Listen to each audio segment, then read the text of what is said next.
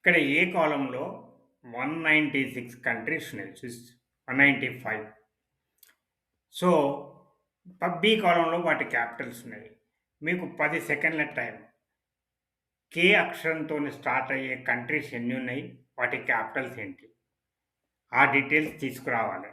తీసుకురాగలుగుతారా?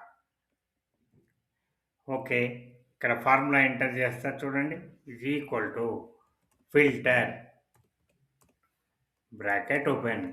మన data set ఎక్కడి నుంచి ఎక్కడి వరకు ఉన్నది? A2 నుంచి B196 ఉంది. కామా. మనకేం కావాలి? ఫస్ట్ అక్షరం కావాలి. లెఫ్ట్. దానికోసం లెఫ్ట్ అనే ఫార్ములా. లెఫ్ట్ అనే ఫార్ములాలో మనం అన్ని స్మాల్ పెట్టుకున్నాం. లెఫ్ట్ అనే ఫార్ములాలో A2 నుంచి A196 ఇది రేంజ్ కదా పేర్లది. దీనికి మొదటి అక్షరము క్లోజ్ చేసి ఈజ్ ఈక్వల్ టు ఇన్వర్టెడ్ కామాస్లో కే పెట్టాలి. పెట్టినప్పుడు ఇప్పుడు బ్రాకెట్ క్లోజ్ చేసి మనము ఎంటర్ చేయాలి. చూసారా వచ్చేసింది.